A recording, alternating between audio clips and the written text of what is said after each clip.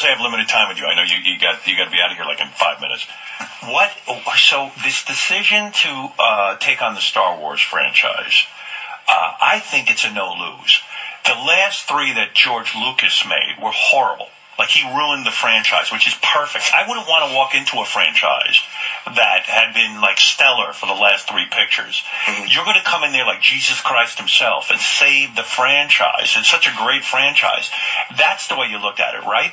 Well, the way I looked at it was that when I was a kid and I saw Star Wars, it just blew my mind.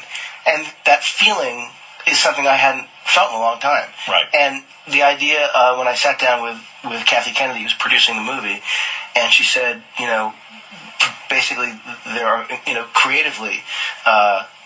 Who is Kathy Kennedy? Kathy Kennedy is as the president of Lucasfilm now.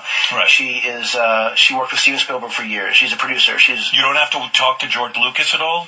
Well, I mean, I've known George, for years. So, you have. But the job at hand is to basically, tell a story, like tell, But how does this all come about? Number, what's the business behind this thing? In other words, Lucas decides he sold the Star Wars franchise. He sold his whole company to Disney. Yeah. Disney, yeah. And now, I guess he has some say-so in who is going to direct the Star Wars franchise? I have no idea what his contract is, but I'm sure that... But he's involved. I'm sure that just even if he sold it completely, he's going to be involved on something. Were you the first guy they went to say, hey, we want you to direct Star Wars? I was working on Star Trek, and I got a call through my agents about, would I be interested? And I was in the middle of this insane movie, Star Trek Into Darkness, and I thought, I can't even think about it. So I said, no, thank you. And went on my way, and I think that they went to a few other people and had conversations. Yeah, and ended up coming back to me saying, can we just sit down? And Kathy, who I've known for a long time, she's the one that's amazing because she used to be Steven Spielberg's assistant. Right. And when I was 16 years old, we were in a film festival, and she called. You went to her office? She came to my office. Good, because you have lighting, right? I mean, does she have lighting in her office? Or is that a move that everyone has no lighting? We met at Eddie's. Oh, you met at Eddie's. No lighting. So Kathy came over, and anyway, we had this conversation, and she was... Now, wait a second. When you have a conversation to take over Star Wars, who handled it? Do you sit down and talk money with her, or you have a guy who does that? Oh, no, of course I don't. I don't. You go out very flattered and very honored, and then you call, you're not going to fucking believe this. They want me to direct the next Star Wars thing. The big thing was, Katie, my wife, and I... Beautiful wife. Thank you so much. Had this big plan to go away with our kids for 6 months. Everything was like set. We had this whole plan that in January we were going to do this whole thing.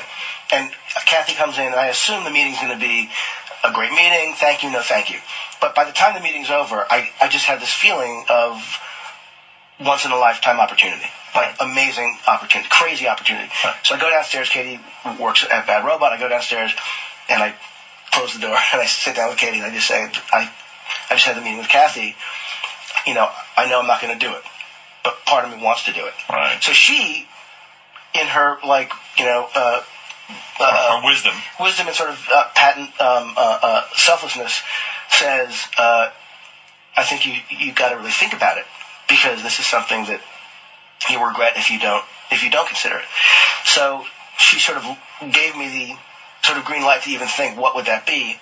And so now the idea is that we're gonna go to London to shoot the movie. So we're going away, but we're not going away the way we planned at all. It's going to be crazy. So you've read the script for the new Star Wars? Well, this is being written right now. It's being written? Yeah. And then you're going to direct it? Yeah. Wow. And what was this thing I read, if I may? And I know you're here to promote Star Trek, but I don't get a conversation with you too often. That you once wrote a script for Superman, for a movie for Superman. Yeah. And it got leaked onto the internet, and so you abandoned the whole project. You mean to tell me you wrote a whole script? How the hell does it get leaked onto the internet? Well, what happened was I wrote a script, and it was at Warner Brothers, and all I know is that it was an earlier draft. Right. And one morning I get an email from a friend of mine saying, you should go check out this website, and I did. And on the website was this review, scene for scene, of this early draft of the script. Literally, things that we had changed and made adjustments, but it was this massive, endless review, which then, that wasn't even the worst part. It was the comments after. people like saying, you motherfucker, you raped my childhood, like literally it was like a jihad. And oh my God. And Warner Brothers, I think, honestly, already in the sort of place of trying to figure out if this would work, if it was a big budget movie, and ended up pulling the plug on it. And I'm telling you, did it ruin the movie because of these people's comments? I think that the review of this early draft certainly did not help the situation at all.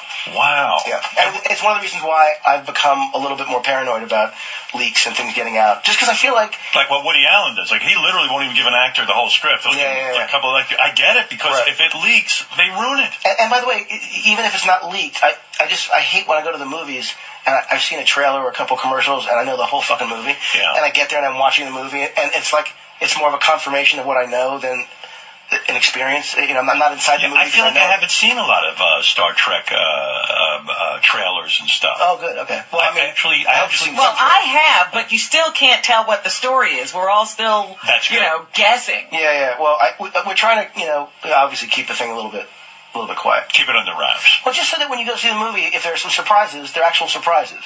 Yeah. Right. You haven't had them, told you in a commercial. I hate when, and there are trailers all the time that do this, where they show you everything, and you think, well, there must be a lot more.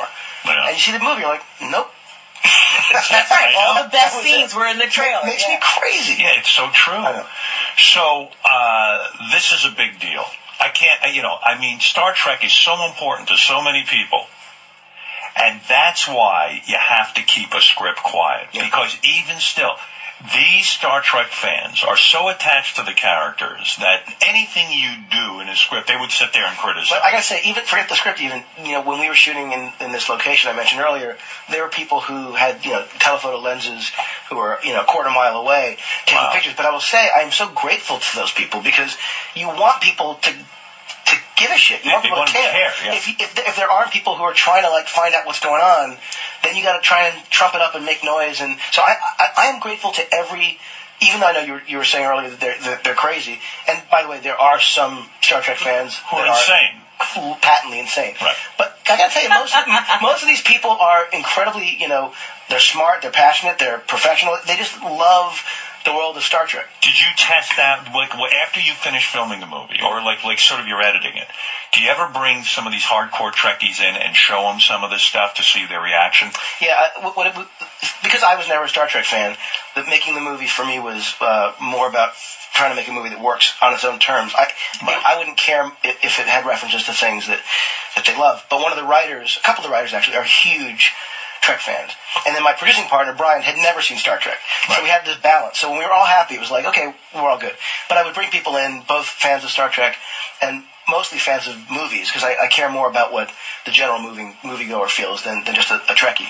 Yeah, but when you prepared for this movie to direct it, you had to go back and watch all the old Star Trek, right? Because you are into the history somewhat. I honestly, I watched a bunch of the early movies and episodes when I did the first film. Right. I actually didn't want to go back and watch the movies again. Because in a sense you could be corrupted and then end up repeating history. Exactly. And by the way, maybe it would have been a better movie even if I had done that. But honestly, I just didn't want to feel like I was trying to imitate it.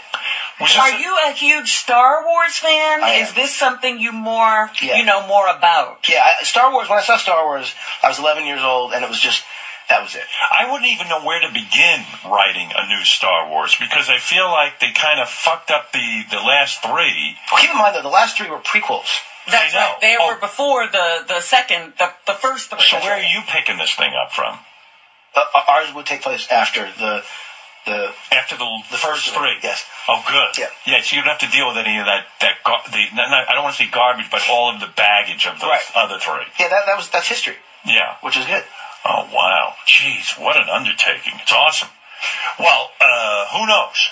All right, listen, I'm getting the high sign that you got to be the hell out of here. That's too bad. J.J. Abrams has this a little movie called Star Trek Into Darkness. Little movie. Yeah, I want to see this thing. I can't wait to show you. Yeah, well, set it up. You're the busiest guy ever. I know, because I'm judging talent. I understand. You talk about that. You don't like the process of sitting there and casting and all that. American Got Talent is one big casting. No, you took a job where that is the job. That is the job. And Are you crazy? I finished up in Chicago Chicago, and they said to me, "You just saw 349 acts." That was our 349 acts. Kidding? Yeah, after all the cities we went to, 349 acts. That's a lot of acts. And I was like, "Wow, that's probably why you don't like it." I heard they were good though. They actually were really good. Yeah. There was Chicago. Really, Chicago was the best city. Believe it or not, you would have thought L.A., but no. Chicago. Yeah. So what do you do when everybody's good? Do you have to reject some of the good people?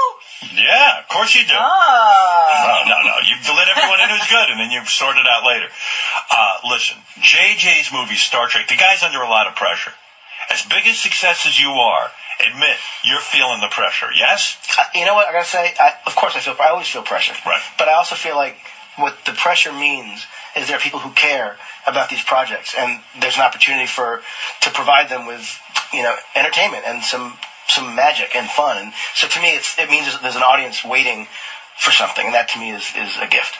And you don't worry about the fact that Iron Man is out there and, the Great Gatsby just came. Oh, please, Iron Man's still making huge amounts of money. It's making money, but you'll bury him this weekend, right? Put it out there. All I know is that, I feel lucky to be playing the game. I feel lucky to be in the game. I'm proud of you. Well, you're very kind. You've come a long way from Felicity. Thank you. And, which I loved. I love that show. Thank you. I know. And you've got like 37 new shows coming on television, according to Jimmy. And we're just trying to figure out how you do it. You're all of television. J.J. Abrams' Star Trek Into Darkness opens this Thursday in theaters everywhere. If Gary came in, that means they want you out of here. Sorry about that. I'm trying to have a real conversation.